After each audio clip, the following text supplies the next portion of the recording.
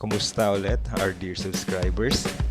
For today's video, ipapakita namin sa inyo yung tour namin inside the Pinocchio and Da Vinci Italian Village. So yung village na ito is located in a mountain in Kapyong Village. So previously, in our other videos, pinakita namin yung bus tour ride namin. So we availed of a tour package and binayaran namin sa package na to is around 5,012 pesos for the two of us. And ang kasama sa tour package is ito, tour sa Italian Village, Petit France Village, and Nami Island. So this is the first site na bibisitahin namin for our tour package. And ito nga, paakyat kami dito sa Italian Village, Pinocchio and Da Vinci Italian Village. So kinento ng aming tour guide na yung village na ito is developed by a rich businessman. So itong businessman na to nagpunta sa Korea or nanggaling sa nagpunta sa Europe, and then he decided to recreate kung ano man yung nakita niya doon sa Europe, and gumawa siya ng Italian theme village na ito. So at this point, paakyat na kami papunta doon sa Italian Village. This is a Saturday. Ito yung second day namin dito sa Korea. And thankfully naman, hindi ganun kainit yung panahon. This is August 26, 2023. So, marami naman kaming kasama sa tour package na to, dun sa tour bus namin. Almost puno din, so more or less nasa 40 na tao yung kasama namin dito sa tour. So ito yung entrance nung Italian Village. Meron kang makikita na giant statue ni Pinocchio. So yung Italian Village kasi na ito, yung center of attraction niya or karamihan ng display niya is about Pinocchio and the works ni Da Vinci. So ito yung giant statue ni Pinocchio. So sabi ng tour guide kasi namin, bago kami pumasok is mag-picture taking muna kami dun sa statue ni Pinocchio. So natapos na yung picture taking namin and papasok na kami dito sa village. Hindi naman ito guided tour talaga na ine-explain ng tour guide yung kung ano man yung mga nandito. You are on your own na kung saan mo gustong pumasok. So theme park ito na ni-recreate niya yung kung ano yung itsura ng mga villages sa Italy. So parang Europe or Italian yung vibe dito.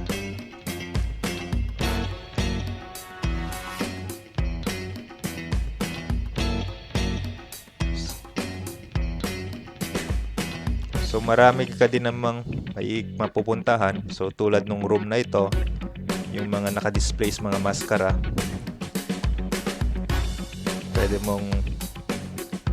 pwede kang magsuot ng maskara kung gusto mo. So yan yung mga display nila for masquerade.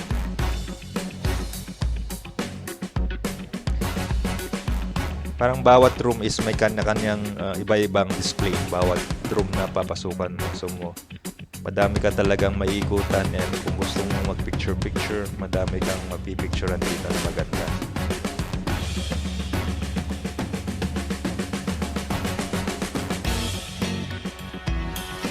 Ayan, so papasok na naman sa isa pang room.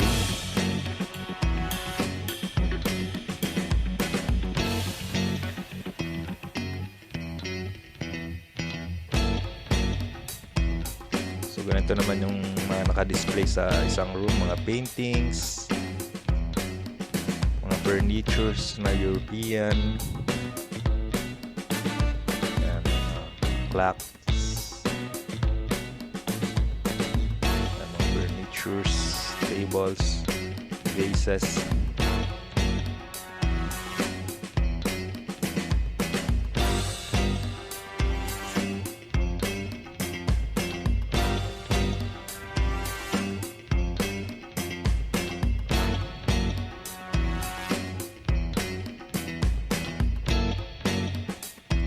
And madami ding mga visitors din na umiikot din. And this is becoming a popular tourist destination dito sa Korea. And in fact, marami rin yatang mga Korean novelas or Korean movies na nag-shooting sa village na ito, sa theme park na ito.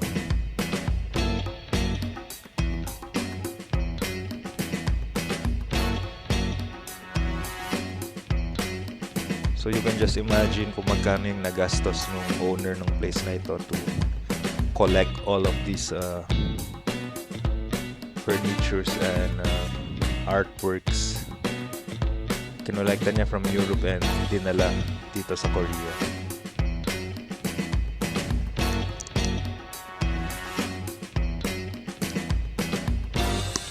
So if you are into paintings, artworks, mag-enjoy ka sa Italian village na ito.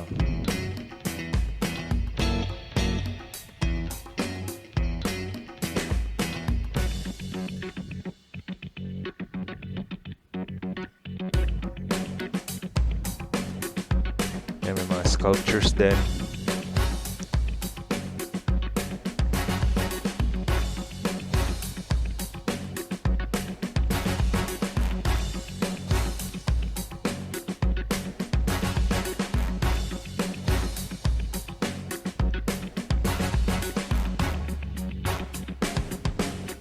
So yan sa part na yan, parang may plaza dyan sa open na plaza. And another room ulit na full of displays. Yeah, same lang din, mga paintings din, artworks, sculptures, figurines, cabinets.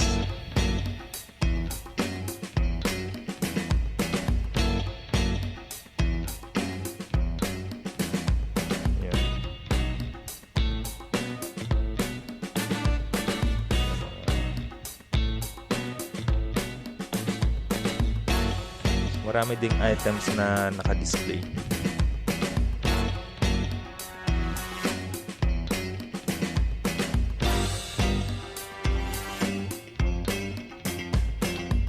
Yan, mga figurines.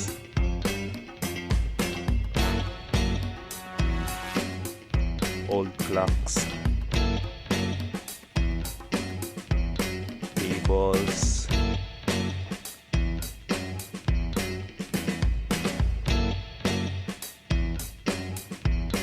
Ayan, ito na yung plaza.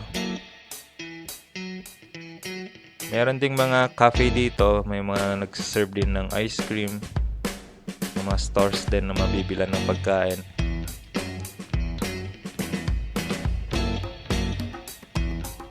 So ito naman yung itsura ng plaza niya. May parang wishing well.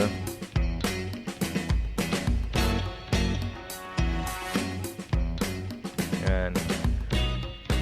Wishing well.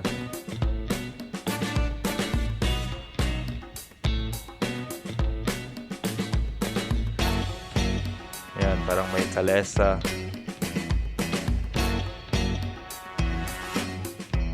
So ayan, may mga vending machine din kung nag-uhaw kayo or nagugutom, may mabibilhan naman kayo ng pagkain.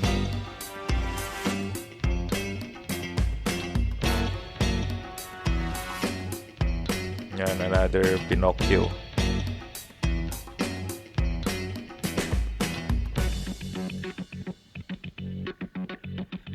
May mga puppet show kasi dito, so yung nakikita yung stage, ginagamit yan for puppet shows.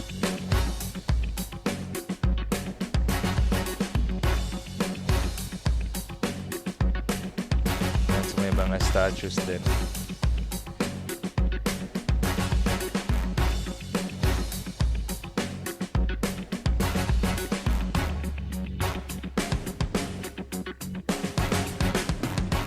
So lakad lang tayo paakyat sa upper na part nung village na ito. So ayan, may mga ice cream na binebenta.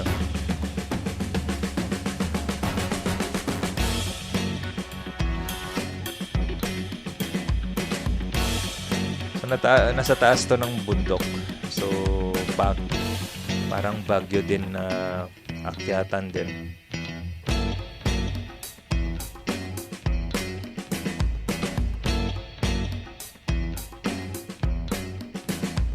So yung nasa loob din mga bahay na to, mga ganun din, full of displays din siya.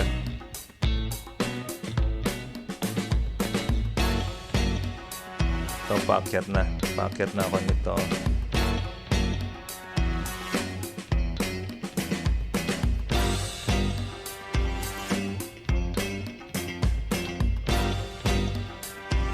And on our left side, ito yung amphitheater. May mga, ayan, as you can see, na may mga puppet show. So, libre lang din naman yung puppet show na to. Part siya nung binabayaran mong entrance fee. So, kung pagod kang maglakad-lakad, pwede ka lang pumasok dyan sa amphitheater and umupo lang and then manood ka lang ng mga puppet shows.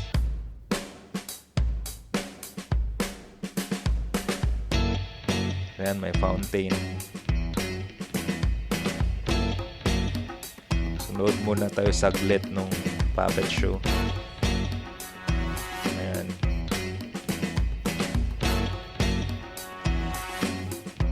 Ang Michael Jackson yung sinasayaw ng puppet. Pero para hindi tayo makapiright, hindi muna natin ipapaano yung audio ni Michael Jackson.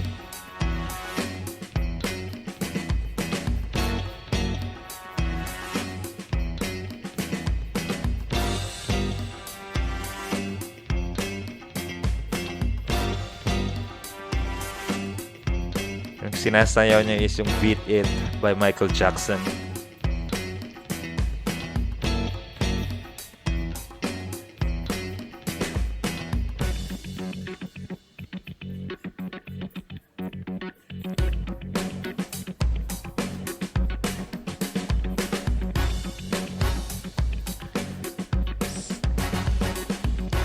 Sige kuya, sayaw mo lang.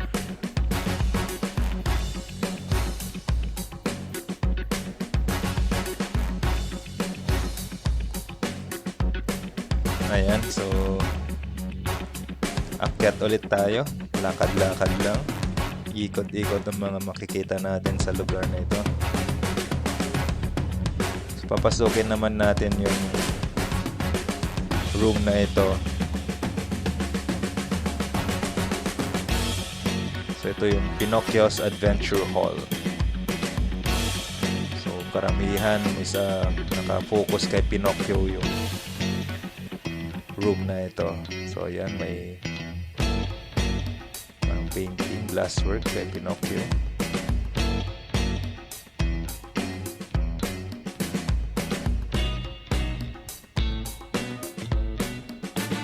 Ayan, so napakaganda din ng mga display nila. So kung Instagram worthy, so you can take your pictures and only pictures, and maganda naman yung mga displays.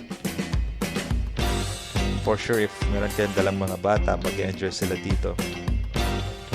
I'm not sure lang if kung yung kasama ninyo ay mga senior citizen, baka hindi para sa kanila yung ganito kasi mapapagod lang sila maglakad-lakad.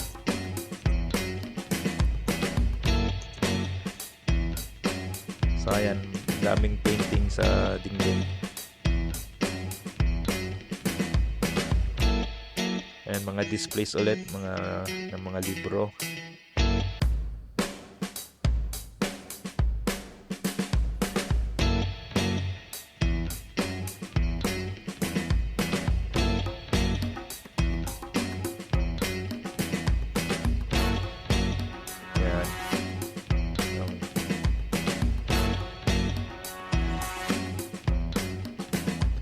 So again, ito yung Pinocchio's Adventure Hall. So centered talaga kay Pinocchio yung mga display.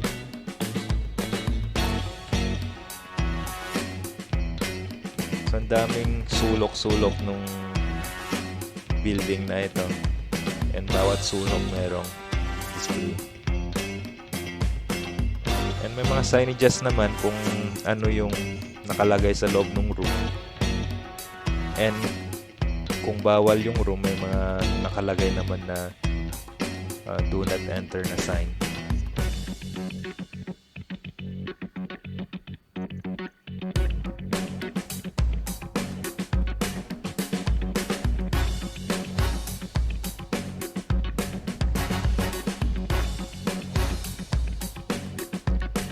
Yan, itong part na to parang nung woodwork na area paggawa kay Pinocchio.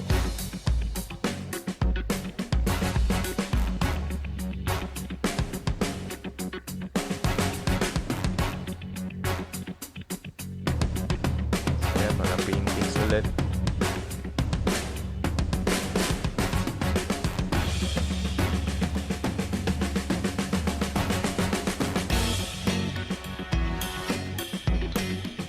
And more paintings.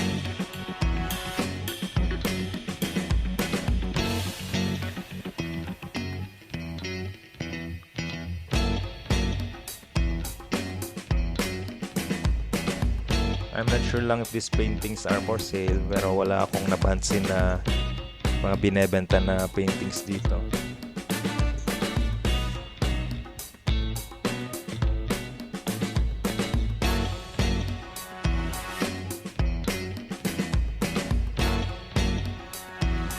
So yan, kung nakikita nyo, may mga signages na nakalagay. So balik ulit tayo, ito yung pinasukan natin kanina. Labas naman tayo sa ibang pinto para makita din natin yung ibang mga lagusan.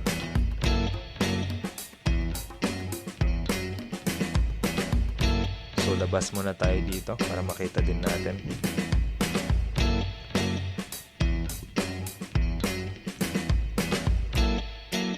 So bumalik ulit tayo, ito yung fountain na nadaanan natin kanina, ay yung sa harapan natin is yung amphitheater.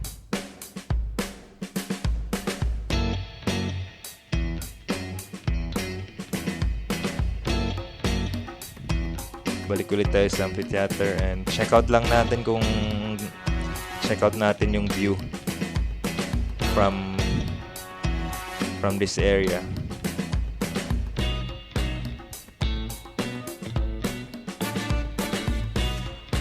So ganito yung view niya from this vantage point. So kitang-kita mo din talaga yung since nasa taas ka ng bundok, kitang-kita mo yung area din, yung kabilang bundok din.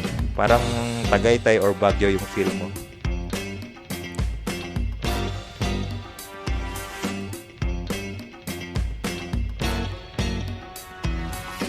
Yan, so check out naman natin yung ibang buildings din.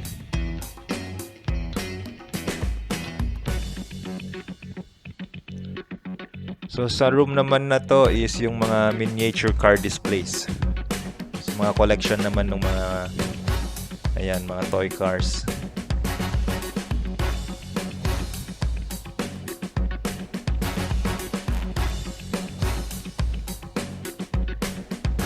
So ayan, mga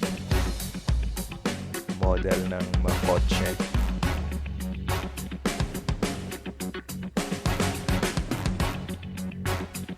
I'm not sure lang kung ilang pieces yan, pero madami rin. Mga vintage cars yan.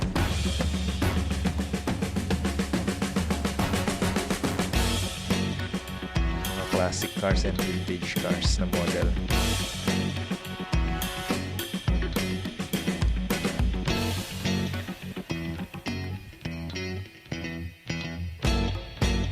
And mga sports cars naman to. Yan, kung may dala kayong mga bata, make sure lang na wag nilang kukunin or lalaruin tong mga to kasi baka masira. And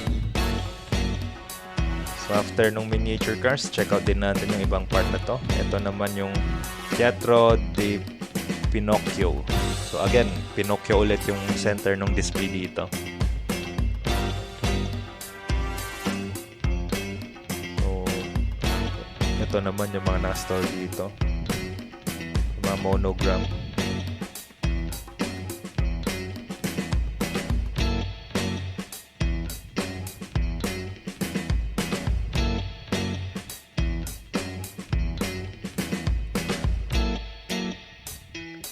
Yan yung laman yan. And check out din natin itong isa pang room. Mga Pinocchio ulit.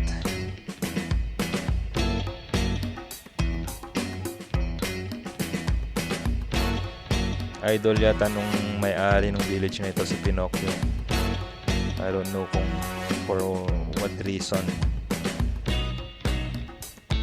Pero siguro nung bata siya baka palagi niyang pinapanood sa cartoon si Pinocchio.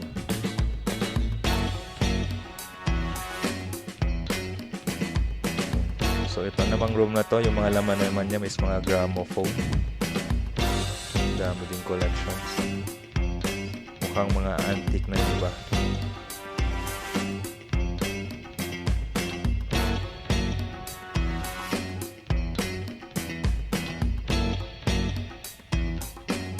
Mga lumang radyo.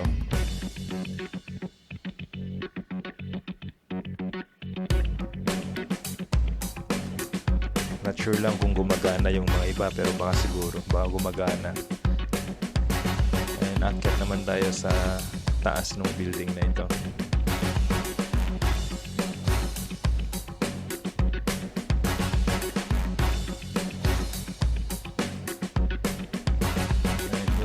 Mga naka-display naman is para mga percussions, drums. Yan. So, may touch of music din.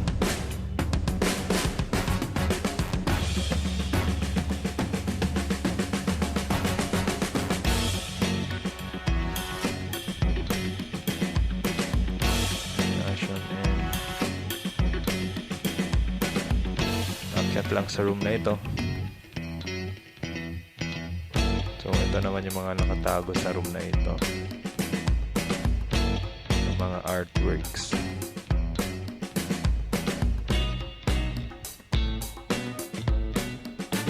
So as I said, ang daming sulok-sulok ng mga rooms na may iba't ibang naka-display.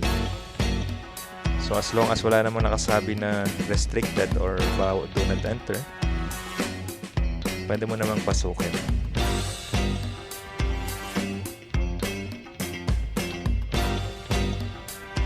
Ito na yung parang third floor ng bahay, and paglabas mo, nasa mas mataas ka pa na portion ng village. So, ang ganda nung pagkagawa ng mga buildings. Parang na-maximize yung space. And ganito naman yung itsura talaga ng mga villages din sa Italy na nasa gilid ng bundok. So dito may open space for parang park.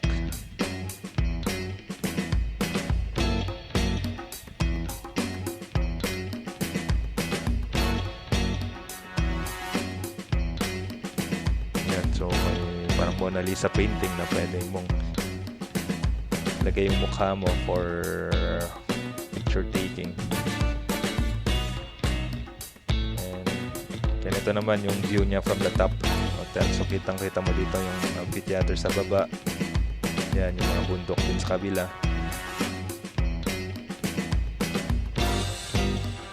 So yan. So maganda yung village na ito. Mukhang authentic naman yung pagkagawa nila.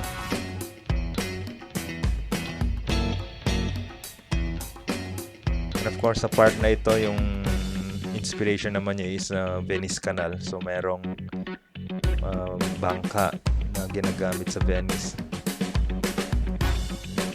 Ayan, may garden.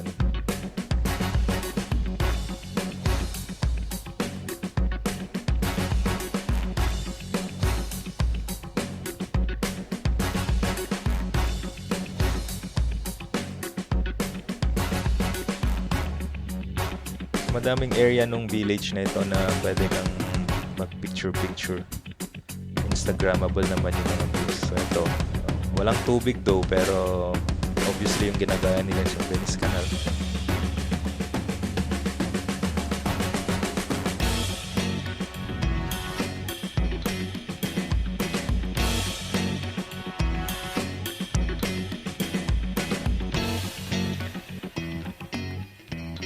So ayan, pwede ka mag-picture-picture sa miniature ng Venice Canal.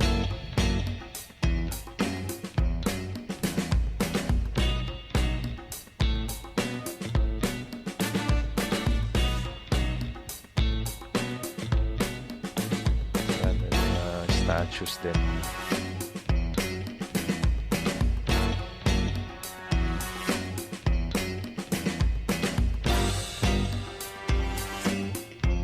So check out lang natin yung part naman na ito.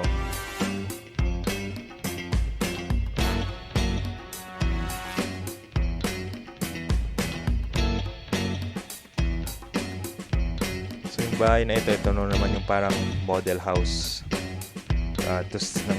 Toscana traditional house. So ganito yung itsura or layout ng mga bahay nila doon.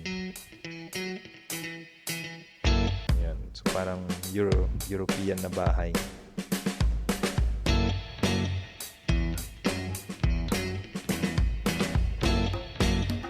So mukha namang kuhang-kuha yung itsura.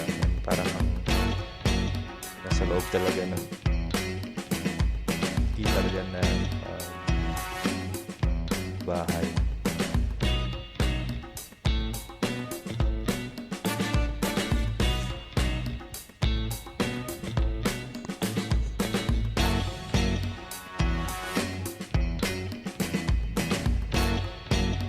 And check out lang natin yung second floor. Saan dito yung bedroom.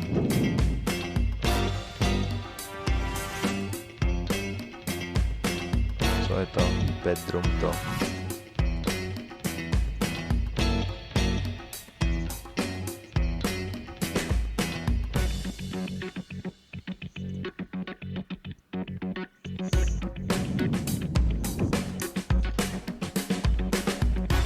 And another bedroom din.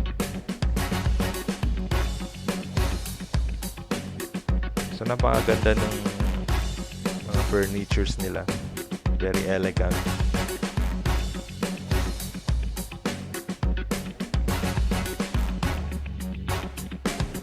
Ang solido yung pagkagawa. And even yung wood na ginagamit sa doors nila. And another great view.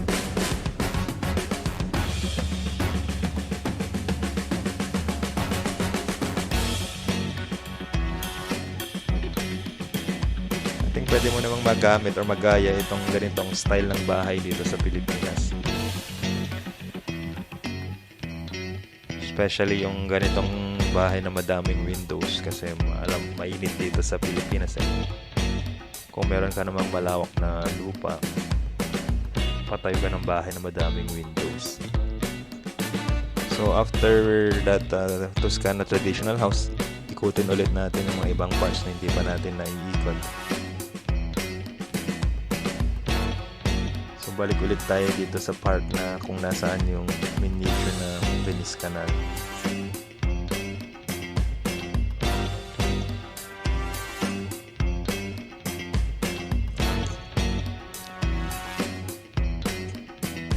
this point, hinahanap ko na yung kung nasaan umiikot yung aking asawa. Parang kanina nakita ko siya dun sa nung nasa taas pa ng Toscana house. Hinahanap ko na siya.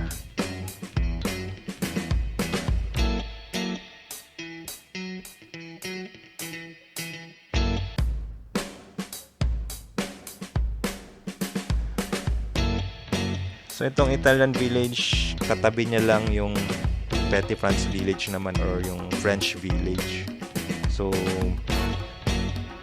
after mong i-tour itong Italian village, pwede mo nang isunod yung French village kasi nasa baba lang naman yung French village.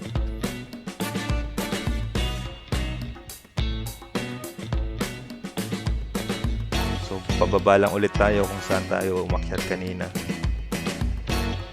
So pababa tayo dun sa gramophone na room. So ito ulit yung gramophone na room.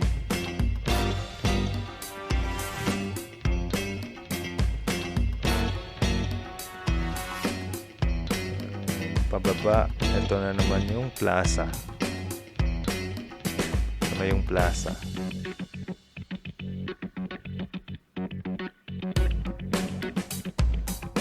Yan. Balik ulit tayo. Dito ulit tayo sa fountain na part.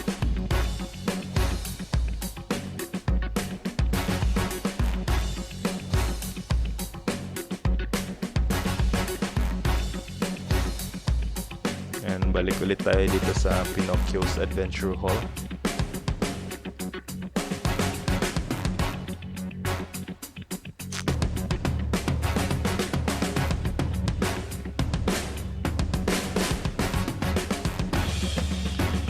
So ito yung part na hindi natin nadaanan kanina. Sa part naman na ito, andito yung malaking whale. Yan, malaking whale na kung nasa loob ng bibig niya si Pinocchio.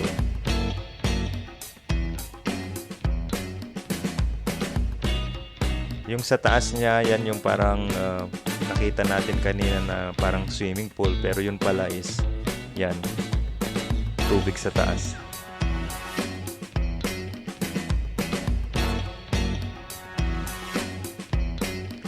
And another mga Pinocchio ulit na to.